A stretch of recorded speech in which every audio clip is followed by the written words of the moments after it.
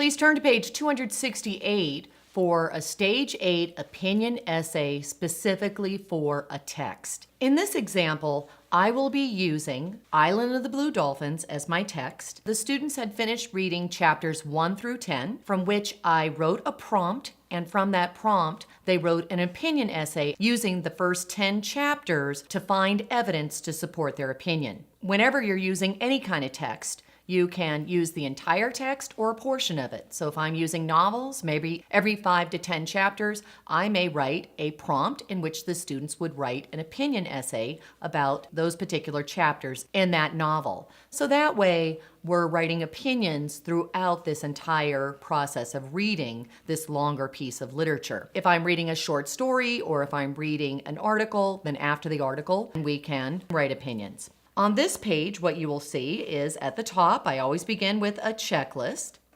And this checklist is for you to use to analyze your students' work when they have their completed pieces of writing to make sure that they have all the written language elements in place at Stage 8 for content and organization, sentences, and mechanics. Below, you will see a completed organizer from this lesson, and on the facing page, you will see the final draft produced from this organizer. I want you to note right away, this organizer has our introduction, our body, and our conclusion, and notice in the middle, we have 2 teams. I could have 3 teams. I could have 1 team. I wanted to show you that as you're working at this stage, in the middle, you could have 1 to 3 teams. As your students develop the ability to write these essays, then you can keep adding more teams. At this point, 2 teams was plenty for our essay. On the next pages, we will walk through the steps in order to fill in our planner for our essay. And remember, as always, I have the same exact format when students are filling in their organizers, regardless of what level they're at, regardless of the type of writing. And that is, we're following steps so that we know how to fill in the organizer with keywords and or simple icons, simple pictures to represent our ideas. We're not writing out long sentences. At this point, we're following the steps so that we're thinking about the content of what goes in our writing, and we're organizing the content on our organizer. After all these keywords and icons are recorded on our organizer, then we will go back and orally rehearse all the parts with that sophisticated academic language so that we're practicing how we want to write it. And once we can fluently say it how we want to write it, then we go to the writing piece. Let's start with the first step of filling in our organizer.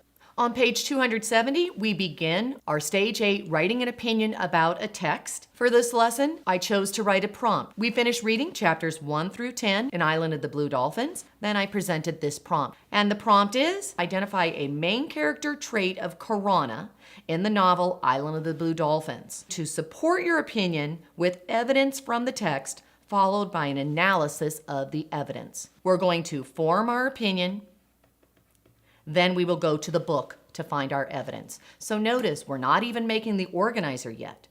First, we have to just think of what's our opinion about. I'm going back to the prompt and saying, who or what is this opinion about, everybody? Karana. What were the things that she did in these chapters? What did those actions reveal about her? We're just talking about the first 10 chapters, about different things that happened at the beginning of the story and as she went through, and how those actions in those events revealed that she was courageous and brave. We declared our opinion. We went, we have an opinion. We think that Karana is a brave and courageous young girl. Then we all looked at each other and we said, back it up, back it up, back it up. Okay, everybody, we can't just say she was brave and courageous. We have to go to the text and we have to find exactly where she was brave and courageous. So at this point, I have all the kids in their table groups go through the novel. I give them 1 to 3 Post-its, depending on how many teams I think we're ready to write in our essays. In this example, with this group of students, we were ready for 2 teams. All the students had 2 Post-its in table groups and partners. They flipped through the first 10 chapters to find different places where Karana showed that she was brave. In chapters 1 through 10, there were many examples of where she was courageous. These are just 2 identified parts of text that reveal how she was courageous. Once we have the Post-its in the book, then we are ready to go to our organizer. A blank piece of paper, 1, 2. We are going to have 2 teams. We found 2 pieces of evidence. Draw 1 line in the middle, and we're going to label it SO, label your teams, and the CR for your conclusion and reflection. We have our organizer drawn. Let's go to page 271 so we can begin filling in our organizer. We made our organizer and we said, introduction, step 1, be polite. We need to have a summary. And what's that summary going to be about? Text or a topic? Island of the Blue Dolphins is a text. It's a narrative. We are going to give a quick summary of this narrative. Down below is our helper sheet for a summary. And that's the top part. The bottom part of that helper sheet is for a topic. And in the top part, what we have is we need to write the author, the title. We need to then state who the main character is and also what the gist of the story is about. That means the problem, the conflict, or quest that this main character is going on in the story. To get to the problem or conflict, we can use the keywords needs or wants. The author, Scott Odell. We capitalized his name because it's a proper noun. We also wrote historical fiction. Then we went to Island of the Blue Dolphins. We had to write the title of our story. So notice, I'm only writing the ideas or information that is critical for my summary. I'm not writing this out in sentence form. I have Island of the Blue Dolphins. What do we do when we have a title? Capitalize the first word and all the important words in a title. We either have quotation marks or underline it. When do we have quotation marks? When it's a short story or part of something big. Is this a short story? No, it's a novel. It can stand on its own. So that's why we underline it, because it can stand on its own. We have our title, Island of the Blue Dolphins, and we underlined it because it's a novel. It can stand on its own. Next, who's this story mostly about? The main character is Karana. It's an Indian girl, how this took place in the early 1800s. And the X is the gist of the story. What was the story mostly about? Why are we just doing a quick summary? Because this is an opinion. You're being polite by telling your reader, I'm having an opinion about this text. And here's the author, here's the title, and this is what it basically is about. I'm not giving you a full-blown summary. The whole purpose of starting out the quick summary, telling about the text, is because you're being polite to your reader. You can't just say, I think Karana was courageous. How would your reader know who Karana is or what you're talking about? So we're being polite by giving a quick summary. We stated our author, title, the main character for our quick summary, and then we also have our X down here, which is the gist of the story. And the gist of the story could be the problem, the conflict, the quest, or the main event of the story. There are many children that could just easily identify and tell me in 1 or 2 sentences that information. But some children will go on and on and on and tell you the entire story. So you can then use the words needs or wants. This is about a young Indian girl back in the 1800s. What did she need or want in this story? Oh, she needs to survive on an island. There you go. It's all about how she survives on an island. Kids can just use that information and form their own summaries. If they need help with forming those sentences, they can go back to the frame here and use this frame. There's our helper sheet. Here's how we fill in our summary. We're going to go to the last part of our introduction and record our opinion. Let's go to the next page. On page 272, we have the step 2, which is in our introduction, and that is where we're going to give our opinion. So we're in our introduction. We did our quick summary, and what are we doing next? We're going to give our opinion. So here you are telling your audience your opinion. What do you think or feel about something in this story? From our prompt, our opinion is about Karana, and we said that she was brave and courageous. Down below, we have some helper sheets for transitions that can lead into the opinion. Let's look at some of the examples. Notice we have our opinion here on our O team. In my opinion, I think, I would say that, it seems to me that, it is my firm belief that, I'm convinced, it striked me that. These are some different ways that students can begin their opinion, and they could write those transition words right above their opinion statement there. So in my opinion, maybe they want to start like that. We have our introduction, the S and the O, finished. Where are we heading now? Body. And what do we need to do in the body? We're going to call in the team to back us up. And how many teams are we going to have? 2. Let's go to page 273, the body. Notice I drew 1 line in the body, so I have 2 boxes, and I wrote team in each box. We go to the T. What kind of transitions do we want? Here's our first piece of evidence. We're probably going to do the one that comes first in the book. The second piece, the one that comes after that. So we'll do it in order because it's a narrative. If I look at my helper sheet down below for paragraph 1, 2, and 3, you have transitions here and they go across. You can look at these transitions to see, do I have any transitions that could work for my evidence? In the beginning and later, maybe I could use that. To start, then, that could work. Initially, after, that could work also. In the first place, next, those could also.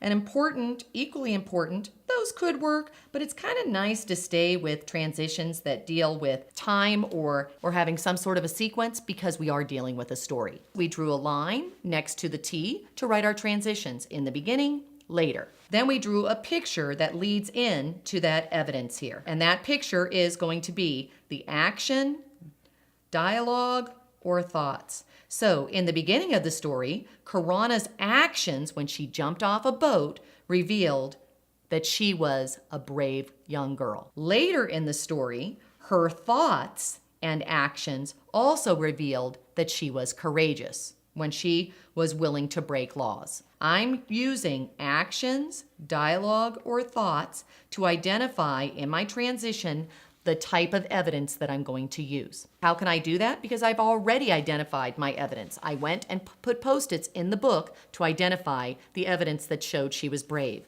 The first evidence that I used when she jumped off the ship that was taking her tribe away from her island, that was showing her bravery.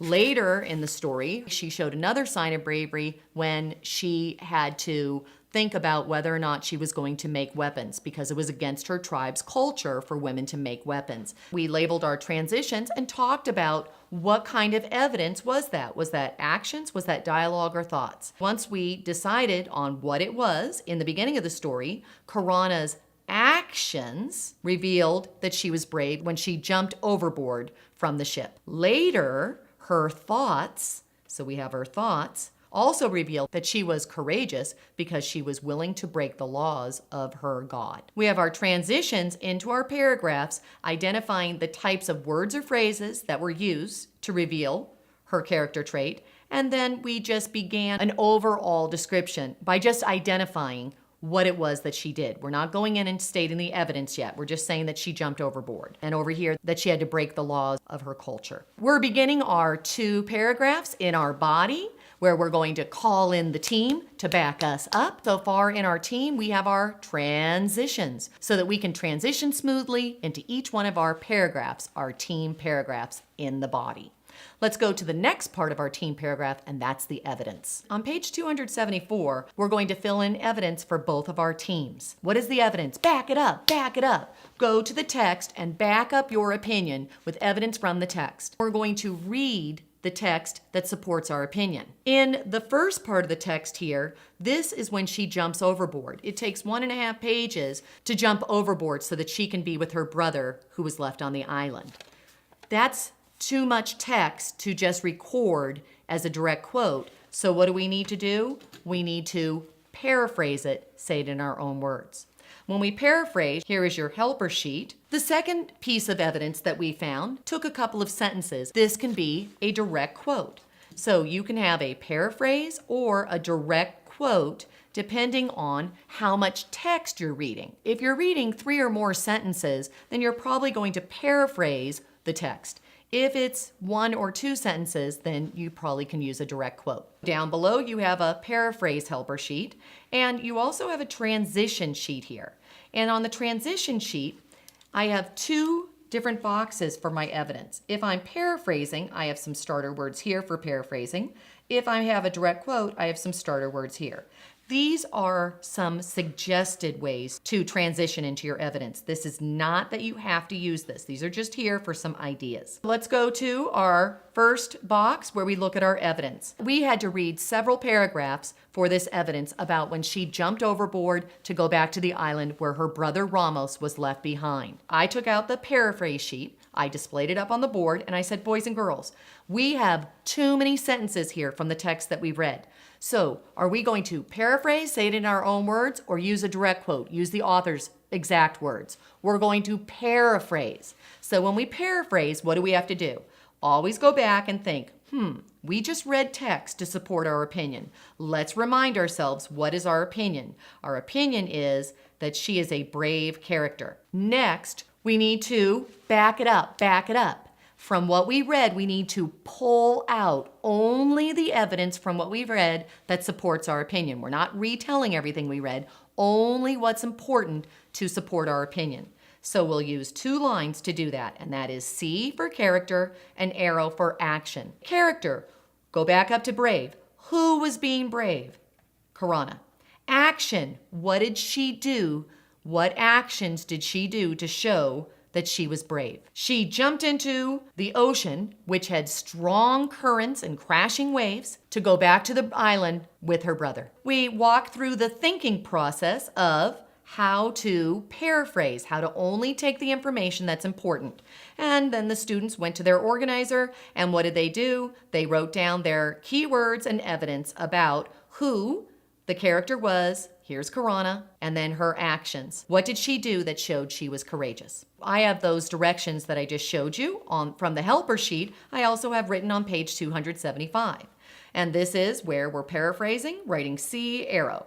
And C is character. Who is the character that revealed courage? Action. What did the character do in the passage that revealed courage? So these are the questions that you ask in order to pull the critical information when you paraphrase. And then we have our example of what we paraphrased from the text. Let's go back to page 274. We recorded our paraphrase. We then went to our second post-it and we read what evidence we had there. And it was only 2 sentences in which she was thinking about how she had to break the rules of her culture in order to make tools so that she could survive. We read that and decided, we don't have to paraphrase. We could actually use a direct quote. In order to form the direct quote, I have a little formula. C plus arrow plus, and then you have a line there. How is it stated?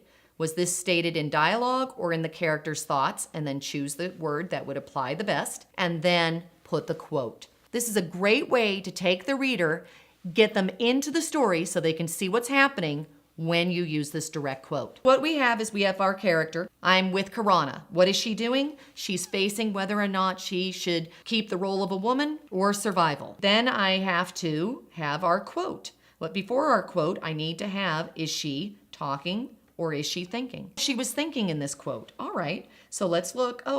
Maybe I'm going to use the word ponders. And the reason why it ponders is because when you're making a decision, you're looking at both sides. She was looking at the role of a woman in her culture or survival. She was making a decision. Let's go back to our page 274. Who do we have as our character? Karana. What was her actions? She was sitting on a rock having to make a decision about survival or the role of being a woman.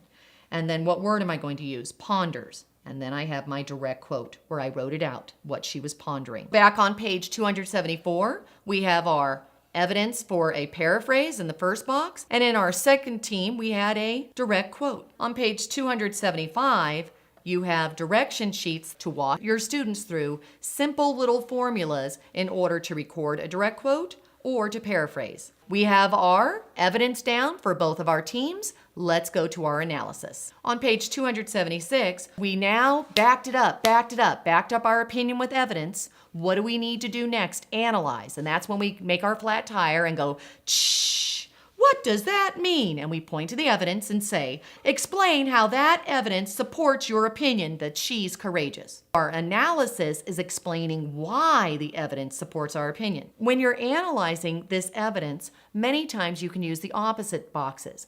And that is when you're showing what generally occurs in the world and how this is unique.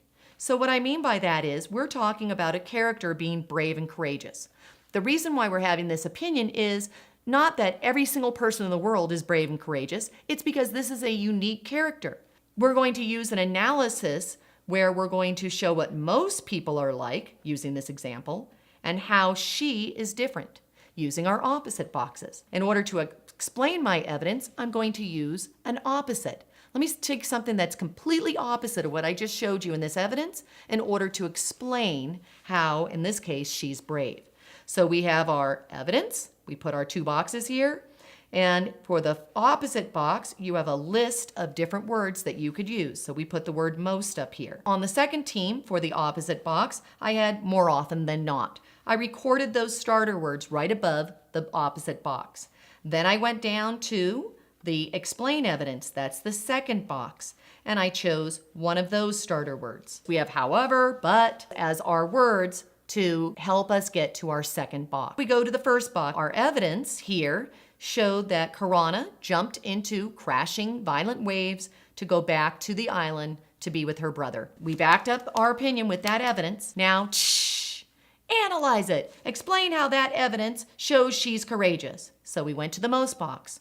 What would most of the girls her age during that time period have done if they saw their brother on the island? What would most of them have done? Most people would stay on the ship. Everyone around them would not blame them for staying on the ship. However, she was willing to risk her life in order to save a member of her family. Let's analyze the quote that we had in the second team. Our first box was, what would most people do? Most people in her tribe would fear that the god would punish her and wouldn't break the laws. However, Karana realizes, I'm going to die if I don't break these laws, and she faces fear and stares it right in the eye. We have our opposite boxes that can help guide us when we analyze our evidence, explaining how that evidence supports our opinion. This is one way to guide students as they analyze the information. The key is that you're saying, after they record their evidence, that they go, shh, what does that mean? Explain how that evidence shows Karana is brave. That is what you need kids to ask. The opposite boxes is a technique they can use once they ask that question. So remember, explain how that evidence shows she is brave.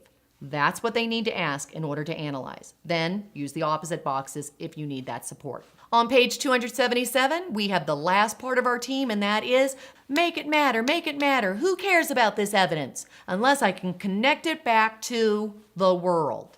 And when I say that, I mean this specific evidence we are talking about. I need to make it matter, connect it back to the world, connect it back to myself or society, connect it back to have some sort of an emotional response, or connect it back to have some sort of a new perspective, a new idea about using that information. I have these different ways that we can make it matter. Here's our helper sheets.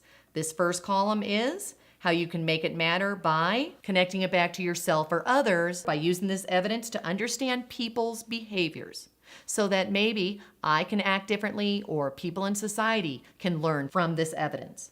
Or I could use this evidence to show how it can cause an emotional reaction. This is how we should feel from this evidence. Or we could have new ideas from this evidence, a new perspective. Look at our first Make It Matter from our evidence in which she jumped ship to go be with her brother. We could learn from her actions. We can have a feeling, or we can have a new perspective. We were going to understand people's behavior by asking a why question. Wow, I'm watching her actions and I wonder, why is it that some people will risk their lives and others will not? Let's go to our Make It Matter about the evidence that we had when she was facing breaking the rules of her culture. When she has to face breaking the rules of her God or she could die, I'm really feeling something here. I'm going to go to the emotion column. And then I'm looking at certainly. Certainly when people feel blank, that could result in blank. So I use that frame.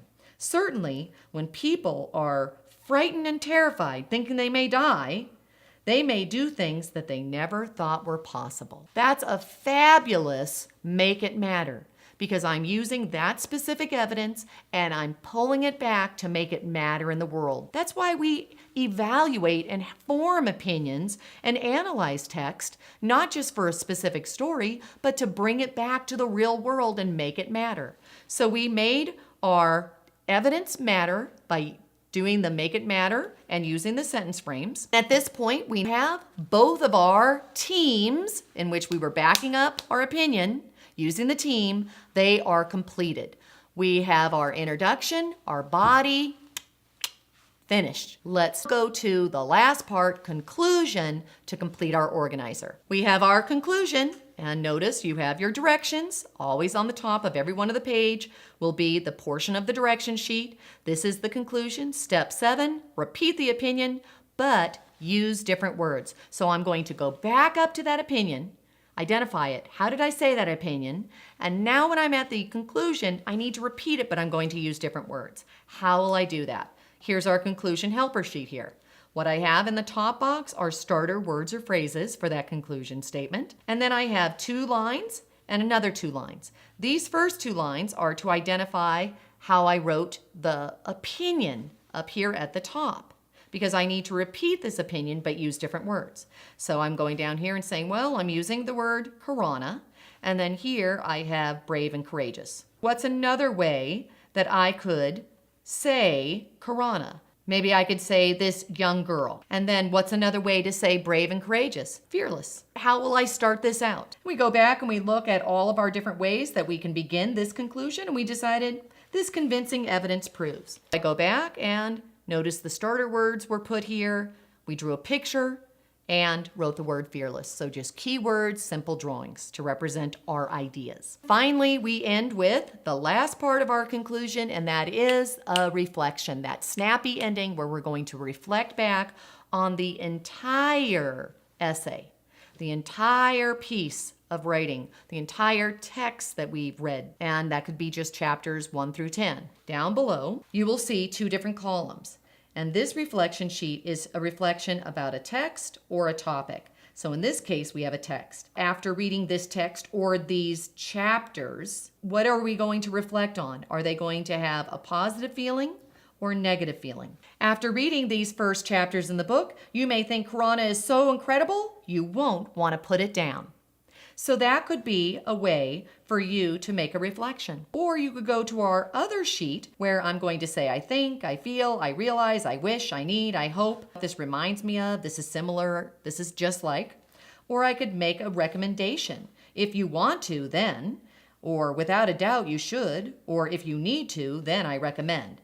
So let's say that we go back and we use a recommendation. If you want to be a brave, courageous person, then follow in the footsteps of Corona. You could use that frame. Or you could do what this student did. Often, people never know what they will do until they're forced to face the impossible.